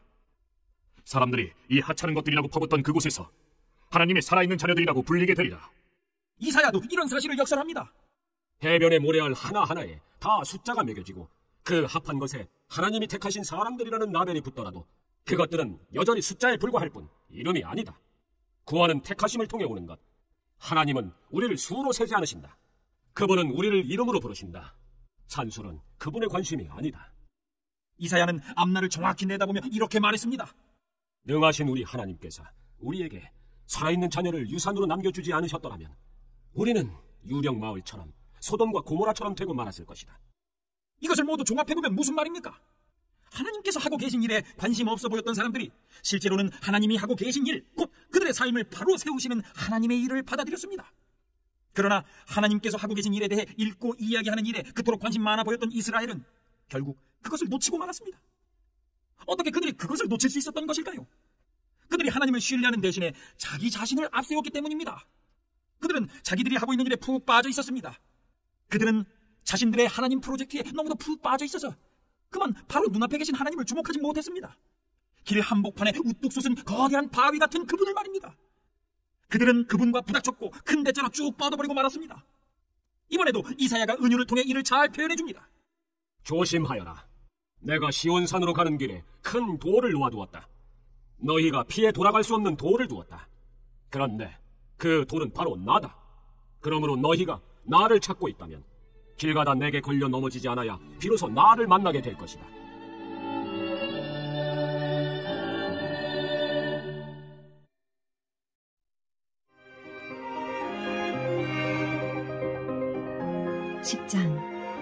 종교에 빠져있는 이스라엘. 친구 여러분, 참으로 내가 원하는 것은 이스라엘이 가장 선한 것, 곧 구원을 얻는 것입니다. 나는 온 마음으로 그것을 원하며 늘 그것을 위해 하나님께 기도드립니다. 나는 하나님에 대한 유대인의 열정이 참 대단하다는 사실을 기꺼이 인정합니다. 그러나 문제는 그들의 모든 일이 본말에 전도되어 있다는 것입니다. 모든 것을 바로 세우는 이 구원의 일은 하나님이 하시는 사업이며 그것도 대단히 번창하고 있는 사업이라는 사실을 그들은 깨닫지 못하고 있습니다. 그래서 그들은 길거리 바로 맞은편에 자신들의 구원 판매점을 차려놓고서 요란스럽게 자신들의 물건을 팔고 있습니다. 오랜 시간 동안 하나님을 하나님에 걸맞게 대해드리지 않고 자기들 멋대로 다뤄온 결과 이제 그들은 더는 내놓을 것이 없게 되었습니다. 앞선 계시는 다만 우리를 준비시키기 위한 것이었습니다. 자신을 신뢰하는 사람들을 위해 모든 것을 바로 세워주시는 메시아를 맞이할 준비입니다. 모세가 기록했듯이 한사코 율법 조문을 이용해 하나님 앞에 바로 서겠다는 자들은 곧 그렇게 사는 깨알 같은 계약서 조항들에 일일이 얽매여 사는 것이 결코 쉽지 않다는 사실을 알게 됩니다. 그러나 우리 안에 바른 삶을 형성시켜주시는 하나님을 신뢰하는 것은 전혀 다른 이야기입니다. 여기서는 메시아를 모셔오겠다고 위험천만하게 하늘까지 올라갈 일도 없고 또 메시아를 구출하겠다고 위험천만하게 지옥까지 내려갈 일도 없습니다. 모세가 정확히 뭐라고 말했습니까? 구원하시는 말씀이 바로 여기 있다. 너의 입속의 혀처럼 가까이, 너의 가슴속 심장처럼 가까이. 여러분은 하나님께서 여러분이 낮추어 보는 사람들, 이방인들에게 다가가시는 것을 보게 될 것이고 질투심에 미칠 것입니다. 이 말씀이란 우리를 위해 모든 것을 바로 세워주시며 일하시는 하나님을 받아들이는 믿음의 말씀을 말합니다. 우리가 전하는 메시지의 핵심이 바로 이것입니다. 하나님을 받아들이며 예수가 나의 주님이시다라고 말하십시오. 예수를 죽은 자들 가운데서 살려내실 때 하셨던 일을 지금 우리 안에서도 행하고 계신 하나님의 일을 마음과 몸을 다해 받아들이십시오. 그렇습니다. 바로 그것입니다. 이는 여러분이 무엇인가 해내는 것이 아닙니다. 여러분은 그저 하나님을 소리내어 부를 뿐입니다. 그분께서 여러분을 위해 일하실 것을 신뢰하면서 말입니다. 이것이 바로 구원입니다. 여러분은 전 존재를 기울여 모든 것을 바로 세워주시는 하나님을 받아들이며 큰 소리로 외칩니다. 하나님께서 그분과 나 사이 모든 것을 바로 세워주셨다. 성경도 우리에게 확신을 심어줍니다. 마음과 목숨을 다해 하나님을 신뢰하는 사람들은 결코 후회하는 법이 없다. 이는 우리의 종교적 배경과는 아무 상관이 없는 일입니다. 우리 모두에게 동일하신 하나님께서 소리쳐 도움을 청하는 모든 사람에게 믿을 수 없을 만큼 동일하게 풍성히 베풀어 주십니다. 하나님 도와주세요 하고 외치는 사람은 누구나 도움을 얻습니다. 하지만 누구를 신뢰해야 하는지 모른다면 어떻게 도움을 청할 수 있겠습니까? 신뢰할 수 있는 그분에 대해 들어보지 못했다면 어떻게 그분을 신뢰할 수 있겠습니까? 말해주는 사람이 없다면 어떻게 그분에 대해 전해들을 수 있겠습니까? 또한 보냄을 받은 사람이 없다면 누가 그분에 대해 말해주는 일을 하겠습니까? 그러므로 성경은 이렇게 외칩니다. 숨막히는 저 광경을 보라. 하나님께서 행하신 온갖 좋은 일을 들려주는 사람들의 저 장대한 행렬을. 그러나 모든 사람이 다 말씀을 받아들일 준비, 보고 듣고 행동할 준비가 되어 있는 것은 아닙니다. 이사야도 우리 모두가 다 한 번씩은 던질 법한 질문을 던졌습니다. 하나님, 누가 관심을 보입니까? 이 말씀에 귀 기울이고 믿는 사람이 누가 있습니까? 중요한 것은 이것입니다. 신뢰할 수 있으려면 먼저 귀 기울여 들어야 합니다. 그러나 귀 기울여 들을 것이 있으려면 먼저 그리스도의 말씀이 전해져야 합니다. 그러나 이스라엘의 경우는 지금 일어나고 있는 일에 대해 듣고 깨달을 수 있는 기회가 정말 충분히 있지 않았던가요? 전하는 사람들의 목소리가 온 세상에 울려 퍼졌고 그들의 메시지가 땅의 칠대양에까지 미쳤다. 그러므로 중요한 질문은 이것입니다. 왜 이스라엘은 이 메시지에 대한 독점권이 자신에게 없다는 사실을 깨닫지 못했던 것일까요? 다음과 같이 예언한 모세가 바로 보았습니다. 여러분은 하나님께서 여러분이 종교적으로 하등하다고 여기는 사람들에게 다가가시는 것을 보게 될 것이고 우화가 치밀 것입니다. 이사야는 담대하게 하나님의 말씀을 이렇게 전합니다. 나를 찾지도 않던 사람들이 나를 만났고 받아들였다. 나 또한 나에 대해 묻지도 않았던 사람들을 만났고 받아들였다. 그러고는 분명한 고발로 마무리 짓습니다. 날이면 날마다 나는 두 팔 벌려 이스라엘을 불렀건만 이런 수고에도 내게 돌아온 것은 냉대와 차가운 시선뿐이었다.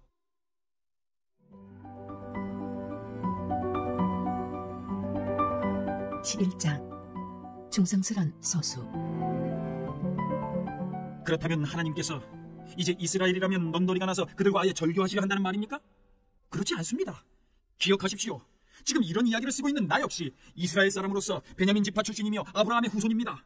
이보다 더 확실한 셈족 혈통을 본 적이 있습니까? 우리는 절교 이야기를 하려는 것이 아닙니다. 하나님은 쉽게 이스라엘에게서 손을 떼어버리실 수 없습니다. 그동안 이스라엘과 너무 오랫동안 관계를 맺어오셨고 투자하신 것이 너무 많습니다. 이런 이스라엘을 두고 엘리야가 몹시 괴로워하며 기도 가운데 외쳤던 것을 기억하십니까? 하나님, 그들이 주님의 예언자들을 죽였고 주님의 제단을 짓밟았습니다. 저만 홀로 남았는데 이제 그들이 저의 뒤도 쫓고 있습니다. 하나님의 대답이 무엇이었는지 기억하십니까? 내게는 아직 무릎 꿇지 않은 7,000명이 있다. 끝까지 충성을 다하고 있는 7,000명이 있다. 오늘날도 마찬가지입니다. 지금도 치열한 모습으로 충성을 다하는 소수가 남아있습니다. 많지 않은 수일 것입니다. 하지만 여러분이 생각하는 것보다는 많은 수일 것입니다. 그들이 그처럼 버티고 있는 것은 무언가 얻을 것이 있어서가 아닙니다. 그들은 다만 자신을 택해 주신 하나님의 은혜와 목적에 대해 확신하고 있기 때문입니다. 그들이 그저 눈앞의 사용만을 생각했더라면 이미 오래전에 포기하고 물러났을 것입니다. 결국 어떻게 됐습니까? 이스라엘이 자신의 사역을 도모하며 자기 힘으로 하나님 앞에 서려고 했을 때 이스라엘은 성공하지 못했습니다. 하나님께 택함받은 사람들은 하나님께서 그들을 통해 그분의 뜻을 도모하시도록 했던 사람들이었습니다. 하나님께 택함받은 사람들은 하나님께서 그들을 통해 그분의 뜻을 도모하시도록 했던 사람들이었습니다. 그들은 그분께 정당성을 인정받았습니다.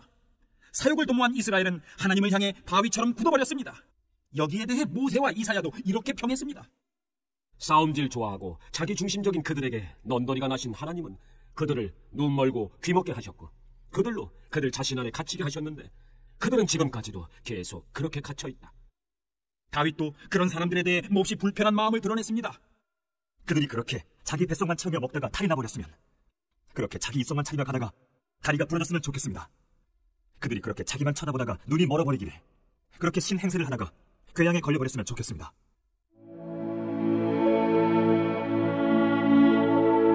이방인의 구원. 이런 질문이 나올 수 있습니다. 그렇다면 이제 그들은 완전히 끝난 것인가? 영원히 나가버린 것인가? 답은 분명합니다. 결코 그렇지 않습니다. 아이러니하게도 그들이 퇴장하면서 열고 나간 문으로 이방인들이 입장할 수 있게 되었습니다. 그런데 여러분도 아시는 것처럼 지금 유대인들은 자신들이 무언가 좋은 것을 제 발로 차버리고 나가버린 것이 아닌가 하는 의구심을 갖기 시작했습니다. 한번 상상해 보십시오. 그들이 나가버린 것이 온 세상에 걸쳐 이방인들이 하나님 나라로 몰려오는 일을 촉발시켰다면 그 유대인들이 다시 돌아올 때는 그 효과가 과연 어떠하겠습니까? 그 귀양이 무엇을 가져올지 상상해 보십시오. 그러나 그들에 대한 이야기는 여기서 그만하려고 합니다. 지금 나의 관심사는 바로 여러분, 곧 이방인들이기 때문입니다. 나는 이방인이라고 하는 여러분에 대해 특별한 사명을 받은 사람입니다. 나는 이 사실을 나의 동족인 이스라엘 사람들 가운데 있을 때 최대한 자랑하며 강조하곤 합니다. 나는 그들이 지금 스스로 놓치고 있는 것을 깨닫게 되고 하나님께서 하고 계신 일에 동참하려는 마음을 품게 되기를 바라기 때문입니다. 그들이 떨어져 나간 일로 인해 이처럼 온 세상에 걸쳐 하나 되는 일이 시작되었다면 그들이 다시 돌아올 때는 더 큰 일이 촉발될 것입니다. 엄청난 귀향이 있을 것입니다. 이렇게 유대인들이 저지른 일이 그들로서는 잘못한 일이었지만 여러분에게는 좋은 일이 되었다면 그들이 그 일을 바로잡을 때는 과연 어떻게 될지 생각해 보십시오. 이 모든 일의 배후와 바탕에는 어떤 거룩한 뿌리가 자리 잡고 있습니다. 하나님께서 심으시고 기르시고 계신 뿌리입니다. 근본 뿌리가 거룩한 나무에는 거룩한 열매가 맺힐 수밖에 없습니다. 지금 상황은 이러합니다. 그 나무의 가지 중 얼마는 가지치기를 당하고 대신에 야생 올리브 나무까지인 여러분이 그 나무에 접붙임을 받은 것입니다. 그러나 여러분이 지금 그 비옥하고 거룩한 뿌리로부터 영향을 공급받고 있다고 해서 여러분이 그 가지치기 당한 가지들 앞에서 우쭐댈 수는 없습니다. 기억하십시오. 여러분이 그 뿌리에 영향을 공급하고 있는 것이 아니라 그 뿌리가 여러분에게 영향을 공급하고 있는 것입니다. 이런 말이 나올 법합니다. 다른 가지들이 가지치기를 당한 것은 나를 접붙이기 위한 것이 아닌가? 그렇습니다. 하지만 기억하십시오. 그들이 그렇게 가지치기 당한 것은 그들이 믿음과 헌신을 통해 계속해서 그 뿌리에 연결되어 있지 않고 말라 죽어버렸기 때문입니다. 지금 여러분이 그 나무에 붙어있는 것은 다만 여러분이 믿음으로 그 나무에 접붙여졌기 때문입니다. 믿음을 길러주는 그 뿌리에 연결되어 있기 때문입니다. 그러므로 자만해져서 뽐내는 가지가 되지 마십시오. 여러분이 연하고 푸릇푸릇할 수 있는 것은 오직 그 뿌리 덕이라는 사실을 늘 겸손 가운데 기억하십시오. 본래의 가지에 주저없이 가위를 대신 하나님이시라면 여러분에게는 어떠하시겠습니까? 그분은 조금 더 주저하지 않으실 것입니다. 하나님은 온화하고 인자하신 분이지만 동시에 가차없고 엄하신 분이기도 하다는 사실을 반드시 명심하십시오. 그분은 말라 죽은 가지에 대해서는 가차 없으시되 접붙여진 가지에 대해서는 온화하십니다. 그분의 온화하심을 믿고 방자하게 굴 생각은 버리십시오. 여러분이 말라 죽은 가지가 되는 순간 여러분은 가차 없이 내쳐지게 됩니다. 그러니 여러분은 바닥에 나뒹구는 가지치기 당한 가지들을 보며 우월감에 젖지 않도록 하십시오. 계속 죽은 가지로 남기를 고집하지 않는다면 그들도 얼마든지 다시 접붙임 받을 수 있습니다. 하나님은 그렇게 하실 수 있습니다. 그분은 기적적인 접붙임을 행하실 수 있는 분입니다. 바깥 야생나무에서 잘려나온 가지들인 여러분을 접붙여내신 그분에게는 그 나무에 본래 붙어있던 가지들을 다시 접붙이는 일은 분명 일도 아닐 것입니다. 다만 여러분은 지금 여러분이 그 나무에 붙어있다는 사실을 기뻐하며 다른 사람들도 다 잘 되기를 바라십시오.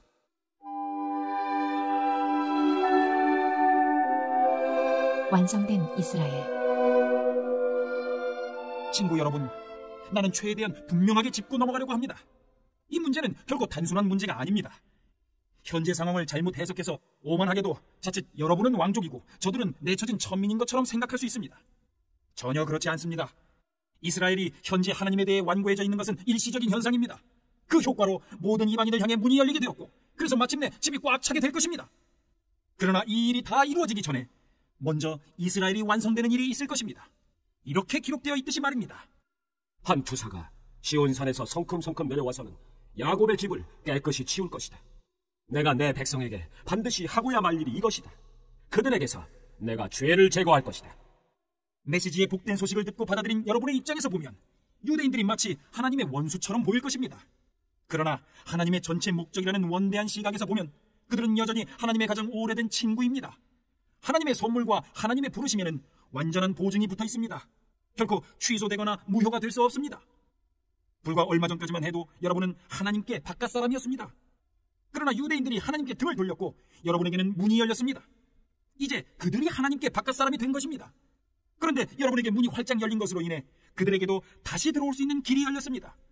이렇게 혹은 저렇게 하나님께서는 우리 모두로 하여금 한 번씩 다 바깥에 처해보는 경험을 하게 하셨습니다. 이것은 그분께서 친히 문을 여시고 우리를 다시 안으로 받아들이시기 위해서입니다. 이 비할 데 없는 하나님의 엄청난 관대하심과 깊고 깊은 지혜, 우리는 결코 다 이해하지 못하며 다 헤아려 알 수도 없습니다. 하나님을 설명할 수 있는 이 누구인가? 그분께서 하실 일을 알을 수 있을 만큼 똑똑한 이 누구인가? 하나님의 조언을 구하시는 이 누구며 그분께 도움이 된 이 누구인가? 모든 것이 그분에게서 시작하고 그분을 통해 일어나며 그분에게서 마친다. 영원토록 영광, 영원토록 찬양. 오, 참으로 그러하기를.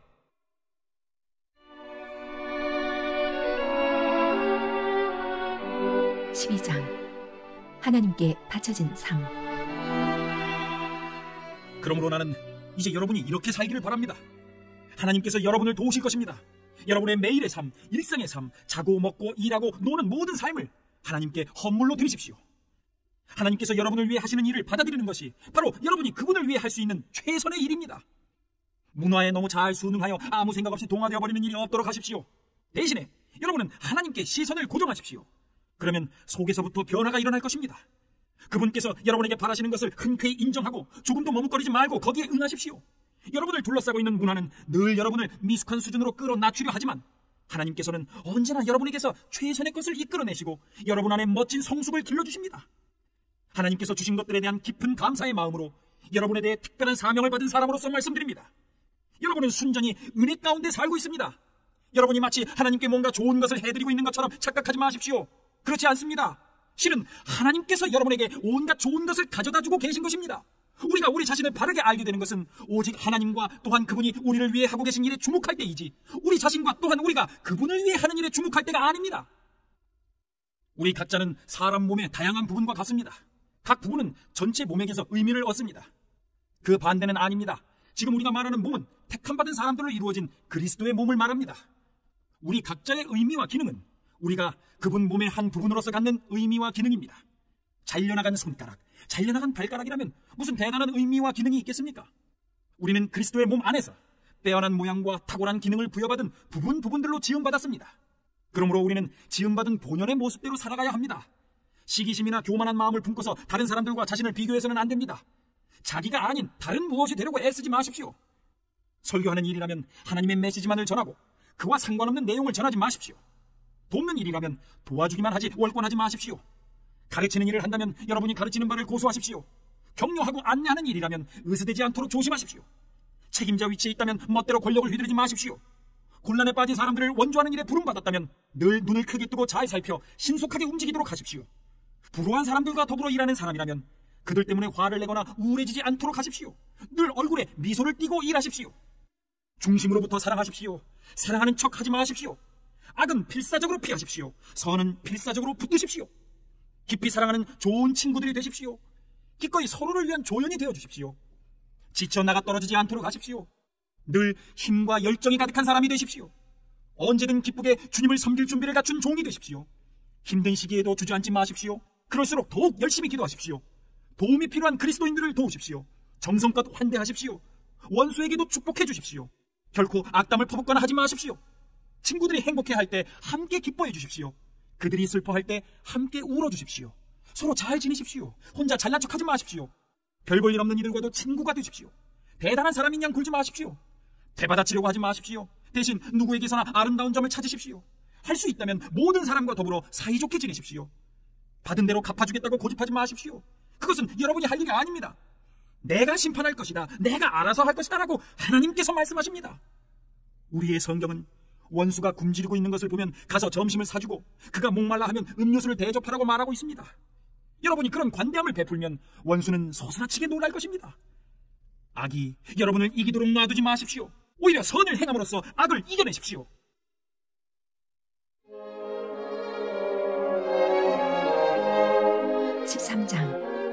그리스도인과 세상 권세. 훌륭한 시민이 되십시오. 모든 정부는 다 하나님의 주권 아래 있습니다. 평화와 질서가 있다면 거기에는 하나님의 질서가 있는 것입니다. 그러므로 책임성 있는 시민으로 사십시오. 만일 여러분이 국가에 대해 무책임하다면 여러분은 하나님과의 관계에 있어 무책임한 것이며 하나님은 여러분에게 책임을 물으실 것입니다. 정당하게 세워진 권력기관이라면 여러분이 정당하지 못한 일을 하고 있지 않는 한 무서워할 이유가 없습니다. 건전한 시민이라면 아무것도 두려워할 것이 없습니다. 여러분은 정부와 좋은 관계이기를 원하십니까? 책임있게 사는 시민이 되십시오. 그러면 아무 문제가 없을 것입니다. 정부가 하는 일은 여러분에게 득이 될 것입니다. 그러나 만일 여러분이 법을 사방팔방으로 어기고 다닌다면 조심하십시오. 경찰은 그저 멋으로 있는 것이 아닙니다. 하나님은 질서를 유지하는 일에 관심이 있으시고 그분은 그 일에 그들을 사용하십니다. 이것이 여러분이 책임있게 살아야 하는 이유입니다. 단순히 벌을 피하기 위해서가 아니라 그렇게 사는 것이 바른 것이기 때문입니다. 여러분이 세금을 내는 이유도 바로 이것입니다. 질서가 유지되도록 하기 위해서입니다. 시민으로서 여러분의 의무를 다하십시오. 세금을 내고 청구서를 지불하고 지도자들을 존중하십시오. 여러분은 서로에 대해 지고 있는 커다란 사랑의 빚 말고는 더는 빚을 지지 마십시오. 여러분이 사람을 사랑하면 여러분은 율법의 최종 목적을 완성하는 것입니다. 율법 조문은 다른 사람의 배우자와 동침하지 말라, 사람을 죽이지 말라, 자기 소유가 아닌 것에 대해 욕심을 품지 말라 등과 같은 하지 말라는 결국 모두 합치면 다른 사람을 자기 자신처럼 사랑하라는 것입니다. 여러분이 사랑하고 있다면 여러분은 결코 잘못할 수 없습니다. 율법 조문에 들어있는 모든 것을 합치면 그 합은 바로 사랑입니다. 그날 해야 할 일에 너무 열중해 지친 나머지 그만 지금이 어떤 때인지 잊고 살아서는 안 됩니다. 하나님을 망각하고서 꾸벅꾸벅 졸며 살지 않도록 조심하십시오. 이제 밤이 끝나고 새벽이 밝아오고 있습니다. 일어나서 하나님이 하고 계신 일에 눈을 뜨십시오. 이제 하나님께서 우리가 처음 믿었을 때 시작하신 그 구원 사역의 마무리 손질을 하고 계십니다. 우리는 1분도 시간을 허비할 수 없습니다. 천박하고 방종한 생활을 하면서 음탕하고 방탕하게 살면서 말다툼이나 일삼고 눈에 보이는 것이면 무엇이든 탐내면서 이 소중한 낮 시간을 허비할 수 없습니다. 잠자리에서 일어나 옷을 차려입으십시오. 꿈을 가리지 마십시오. 그리스도를 옷 입고 당장 일어나십시오.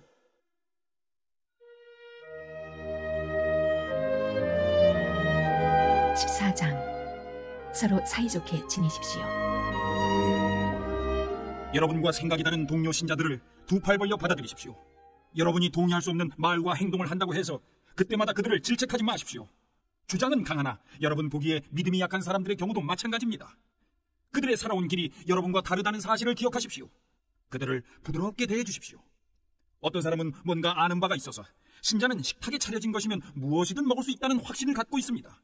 반면에 또 어떤 사람은 다른 배경을 가졌던 관계로 신자는 채식만 해야 하는 것은 아닌가 하고 생각할 수도 있습니다. 그러나 두 사람 모두 그리스도의 식탁에 초대받은 손님입니다.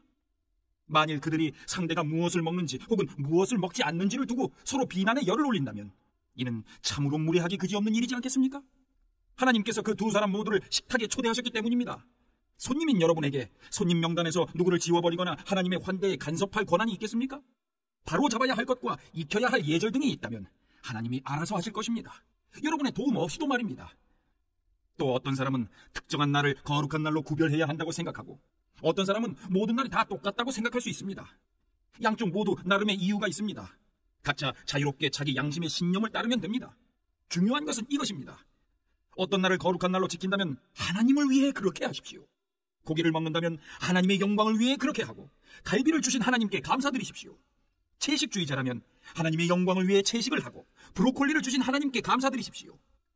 이런 문제에 있어서 자기 마음대로 행동해도 괜찮은 사람은 아무도 없습니다. 우리는 서로에게가 아니라 하나님께 답변할 책임이 있습니다. 우리는 태어나서 죽을 때까지 우리가 행한 모든 것에 대해 그분이 물으시면 답변할 책임이 있습니다. 예수께서 사시고 죽으시고 다시 살아나신 이유가 바로 이것입니다. 삶과 죽음의 전 영역에 걸쳐 우리의 주인이 되셔서 서로가 서로에게 행하는 소소한 복종으로부터 우리를 자유롭게 만드시기 위함이었습니다. 그러므로 형제를 비판하는 여러분은 지금 무엇을 하는 것입니까? 자매 앞에서 잘난 척하는 여러분은 지금 무엇을 하는 것입니까? 여러분은 스스로 어리석은 사람, 아니 그보다 못한 사람이 되고 있을 뿐입니다. 결국 우리 모두는 다 함께 하나님을 뵐 때에 심판 때에 나란히 무릎 꿇게 될 사람들입니다. 여러분이 비판적이고 잘난 척하는 태도를 취한다고 해서 그 심판 때에서 여러분의 자리가 한치라도 더 높아지는 것은 아닙니다. 성경 말씀을 찾아 직접 읽어보십시오. 하나님이 말씀하신다. 내가 살아 숨쉬고 있기에 결국 모두가 내 앞에 무릎 꿇게 될 것이며 모든 혀가 있는 그대로의 진실을 말하게 될 것이다. 내가 오직 나만이 하나님이라는 진실을. 그러므로 여러분은 여러분 일에 전념하십시오. 하나님 앞에서 여러분 자신의 삶만으로도 여러분은 이미 할 일이 많습니다. 남에게 이래라 저래라 하던 것을 그만두십시오. 오히려 여러분이 관심 가져야 할 일은 이것입니다. 쓸데없이 다른 사람의 길에 끼어들어서 어려운 삶을 더 어렵게 만들지는 않는지 살피는 것입니다. 내가 확신하기로 이는 예수께서 주신 확신입니다. 모든 것이 그 자체로는 거룩한 것입니다. 물론 우리가 그것을 대하는 방식, 그것에 대해 하는 말들 때문에 그것을 더럽힐 수는 있습니다. 만일 여러분이 다른 사람이 먹는 것과 먹지 않는 것을 가지고 큰 화제거리로 만들어 그들을 혼란에 빠뜨린다면 여러분은 지금 그들과 사랑의 교제를 나누는 것이 아닙니다. 그렇지 않습니까? 기억하십시오. 그리스도께서 바로 그들을 위해 죽으셨습니다. 그런데 여러분은 고작 먹는 문제로 그들을 지옥에 보내겠다는 말입니까? 하나님이 축복하신 음식이 영혼을 독살하는 일에 이용되도록 놔두겠다는 말입니까? 하나님 나라는 무엇으로 배를 채우느냐 하는 문제가 결코 아닙니다. 하나님 나라는 하나님께서 여러분의 삶으로 무엇을 하시느냐 하는 문제입니다. 그분은 여러분의 삶을 바로 세우시고 온전케 하시며 기쁨으로 완성시키십니다. 여러분이 할 일은 일편단심으로 그리스도를 섬기는 것입니다. 다만 그 일을 하십시오. 그러면 여러분은 일석이조의 효과를 얻을 것입니다. 여러분은 여러분 위에 계신 하나님을 기쁘시게 해드리면서 여러분 주변 사람들에게도 여러분의 값어치를 증명해 보일 수 있게 됩니다. 그러므로 우리는 서로 사이좋게 지내는 일에 힘을 다하고 뜻을 모아야 합니다. 격려의 말로 서로 도와주십시오. 흠을 잡아 풀이 죽게 만들지 마십시오. 분명 여러분은 저녁 식탁에 무엇이 올라오고 무엇이 올라오지 않는지 하는 문제 때문에 여러분 가운데 일하고 계신 하나님의 일이 좌초되는 것을 바라지 않을 것입니다. 그렇지 않습니까? 나는 전에도 말한 바 있고 앞으로도 계속 말할 것입니다. 모든 음식은 다 좋은 것입니다. 하지만 여러분이 그것을 나쁘게 이용한다면, 다른 사람들을 걸고 넘어뜨리고 때려 눕힐 목적으로 이용한다면 그것은 나쁜 것이 될 수 있습니다. 식사 자리에 앉을 때 여러분의 주된 관심은 여러분의 뱃속을 채우는 것이 아니라 예수의 생명을 나누는 것이어야 합니다. 그러므로 함께 식사하는 다른 사람들을 세심하게 배려하고 예의를 지키십시오. 마음껏 사랑을 나누는 일에 방해되는 것이면 먹는 것이나 말하는 것이나 그 무엇이든 하지 마십시오. 각자 자신과 하나님과의 관계를 가꾸어 나가되 여러분의 방식을 다른 사람들에게 강요하지는 마십시오. 만일 여러분의 행위와 신념이 일치한다면 여러분은 행복한 사람입니다. 그러나 그렇지 않다면, 여러분이 행하는 바와 여러분이 믿는 바가 일치하지 않다면, 어떤 날은 사람들에게 자신의 의견을 강요하다가 어떤 날은 그저 그들을 기쁘게 해주려고만 한다면 그때는 여러분 스스로도 앞뒤가 맞지 않는다는 것을 잘 알 것입니다. 여러분이 사는 방식과 여러분이 믿는 바가 일치하지 않는 것은 잘못입니다.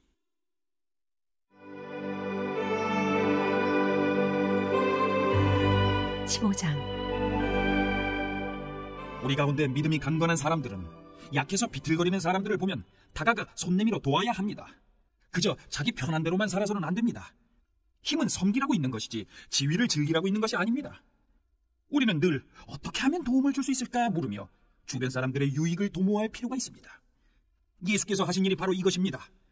그분은 사람들의 어려움을 외면한 채 자기 편한 길을 가지 않으셨습니다. 그분은 그들의 어려움 속으로 직접 뛰어드셔서 그들을 건져주셨습니다. 성경은 이를 이렇게 표현하고 있습니다. 내가 어려움에 처한 사람들의 어려움을 짊어졌다. 비록 오래전에 쓰여진 말씀이지만 여러분은 그 말씀이 다름 아닌 우리를 위해 쓰여진 말씀임을 확신할 수 있습니다. 하나님은 성경이 보여주는 하나님의 성품, 한결같고 변치 않는 부르심과 따뜻하고 인격적인 권면이 또한 우리의 성품이 되기를 원하십니다. 우리가 늘 그분이 하시는 일에 깨어있는 사람이 되기를 바라십니다. 믿어오시고 한결같으시며 따뜻하고 인격적이신 하나님께서 여러분 안에 성숙을 길러주셔서 예수께서 우리 모두와 그러하시듯 여러분도 서로 사이좋게 지내기를 바랍니다. 그럴 때 우리는 합창대가 될 것입니다. 우리 소리뿐 아니라 우리 삶이 다 함께 어우러져서 우리 주 예수의 하나님이시자 아버지이신 분께 우렁찬 찬송을 부르게 될 것입니다. 그러므로 여러분은 하나님의 영광을 위해 서로를 두 팔 벌려 받아들이십시오. 예수께서 그렇게 하셨습니다. 이제 여러분이 그렇게 할 차례입니다. 하나님의 목적에 늘 충실하셨던 예수께서 먼저 유대인들에게 특별히 다가가셔서 그들의 조상이 받은 옛 약속들을 실현시키셨습니다. 그 결과로 이방인들이 자비를 경험하고 하나님께 감사드릴 수 있게 되었습니다. 우리에게 실현될 성경의 그 모든 말씀을 한번 생각해 보십시오. 그때 나는 이방인들과 더불어 찬송 부르리라. 주님의 이름을 향해 노래하리라. 또한 이방인과 유대인 모두가 함께 즐거워하여라. 또한 모든 나라 사람들아 하나님을 찬양하여라. 모든 피부색, 모든 인종의 사람들아 마음껏 찬양을 올려라. 이사야도 말했습니다. 우리 조상 이새의 뿌리가 땅을 뚫고 나와 나무만큼 크게 자란다. 어디서나 누구나 보고 소망을 품을 수 있을 만큼 커다란 나무로 자란다. 아, 생생한 소망을 주신 하나님께서 여러분을 기쁨으로 가득 채우시기를, 평화 가득하게 하시기를, 그리하여 여러분의 믿음의 삶이 생명 주시는 성령의 힘으로 가득해져서 소망이 차고 넘치기를. 개인적으로 말하면 나는 여러분과 여러분이 하는 일에 대해 대단히 만족하고 있습니다. 내가 보는 바로는 여러분은 의욕도 넘치고 훈련도 잘 받았으며 서로에게 안내와 조언을 해주는 일에 있어서도 무척 유능합니다. 그러니 사랑하는 친구 여러분, 다소 거친 내 말을 비판으로 받아들이지는 말아주십시오.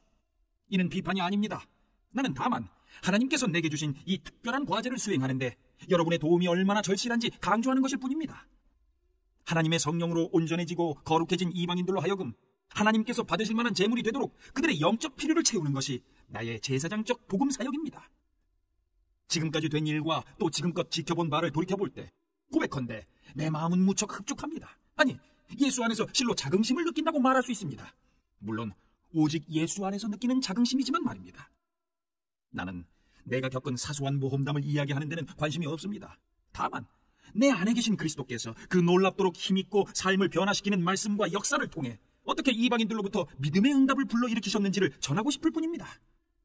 나는 예루살렘에서부터 시작해 멀리 그리스 북서 지방에 이르기까지 두루다니며 예수에 대한 메시지를 전해왔습니다. 이는 전적으로 개척의 일이었습니다.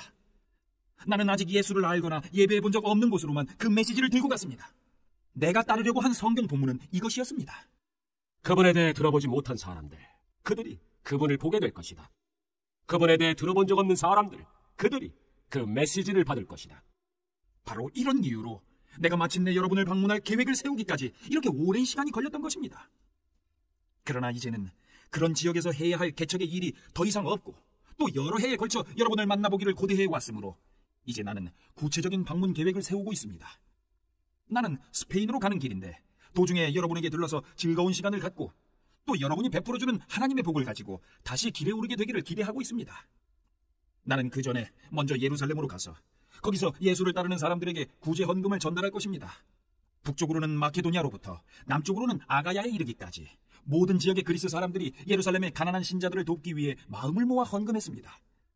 그들은 기쁜 마음으로 이 일을 했는데 이는 그들이 마땅히 해야 하는 일이기도 합니다. 그동안 예루살렘 공동체로부터 흘러나오는 영적 선물을 풍성히 얻어 누려온 것을 생각할 때 그들이 그 공동체의 가난을 덜어주기 위해 힘을 다하는 것은 지극히 당연한 일입니다. 이 일을 마치고 나면, 이 열매 광주리를 직접 전달하고 나면 나는 곧장 스페인으로 출발할 텐데 그 길에 로마에 있는 여러분에게 들를 것입니다. 나의 방문이 그리스도께서 여러분에게 주시는 넘치는 복 가운데 하나가 되었으면 좋겠습니다. 사랑하는 친구 여러분, 한 가지 간청이 있습니다. 나를 위해 기도해 주십시오. 나와 더불어 또 나를 위해 하나님 아버지께 우리 주 예수의 능력과 성령의 사랑으로 힘을 다해 기도해 주십시오. 유대에 믿지 않는 사람들의 사자굴에서 내가 건진받도록 기도해 주십시오. 또한 예루살렘 신자들에게 가져가는 나의 구제 헌금이 기쁘게 모아졌던 것처럼 또한 기쁘게 받아들여지도록 기도해 주십시오. 하나님의 뜻이라면 나는 가볍고 기꺼운 마음으로 여러분을 찾아가 만나볼 수 있을 것입니다. 여러분과의 사귐을 통해 새로운 힘을 얻게 되기를 고대합니다. 하나님의 평화가 여러분 모두와 함께 하기를 바랍니다. 아멘.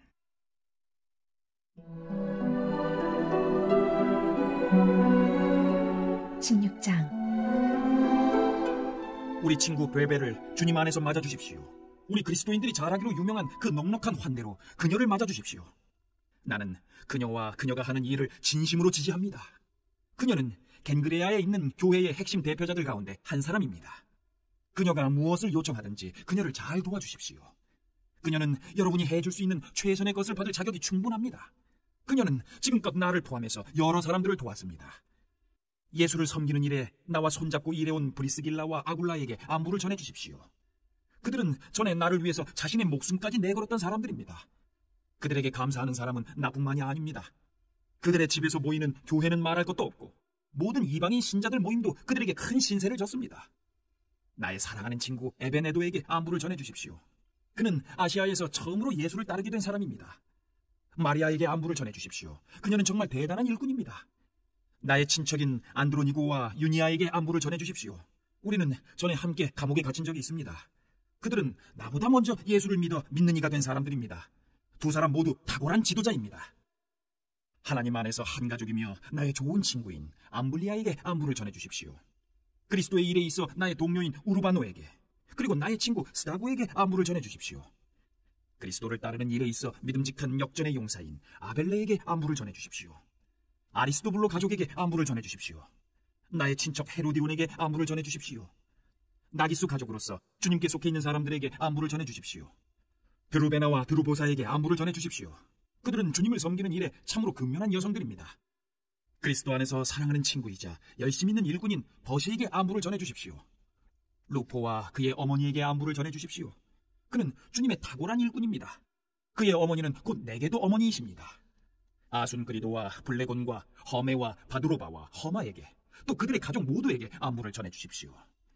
빌롤로고와 율리아와 네레오와 그의 자매와 올름바에게, 또 그들과 함께 살며 예수를 따르는 모든 사람들에게 안부를 전해주십시오. 거룩한 포옹으로 서로 인사하십시오. 그리스도의 모든 교회가 따뜻한 인사를 건넵니다. 친구 여러분, 마지막으로 조언합니다.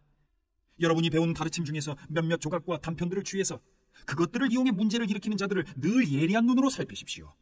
그런 사람들과는 거리를 두십시오. 그들은 우리 주님이신 그리스도를 위해 살 뜻이 없는 자들입니다.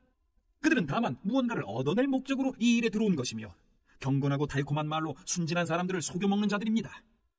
이런 문제에 여러분이 정직하다는 사실에 대해서는 의심의 여지가 없지만 내가 얼마나 여러분을 자랑스러워하는지요. 나는 또한 여러분이 똑똑해져서 좋은 것이라도 그것이 정말로 좋은 것인지 분별해낼 수 있기를 바랍니다.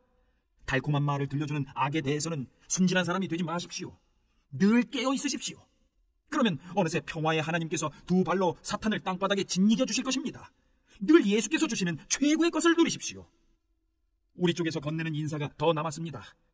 나의 동역자 디모데와 나의 친척 루기오와 야손과 소시바더가 여러분에게 안부를 전합니다. 지금 바울의 이 편지를 받아 쓰고 있는 나 더디오도 여러분에게 인사드립니다. 이곳에서 나와 온 교회를 접대하고 있는 가이오도 여러분에게 안부를 전합니다. 도시 재무관인 에라스도와 우리의 좋은 친구 구아도도 안부를 전합니다. 예수 그리스도 안에서 전파된 것처럼 지금 여러분을 굳세게 세워주고 계신 하나님께 우리의 모든 찬양을 드립니다. 이는 오랫동안 비밀이었으나 이제 성경의 예언 말씀을 통해 마침내 밝히 드러난 비밀입니다. 이제 세상 모든 나라가 진리를 알고 순종과 믿음 속으로 인도되어 하나님의 명령을 따라 살 수 있게 되었습니다. 이 모든 것은 처음부터 끝까지 모두 하나님이 주도하신 일입니다. 비할 데 없이 지혜로우신 하나님께만 예수를 통해 우리의 모든 찬양을 올려드립니다.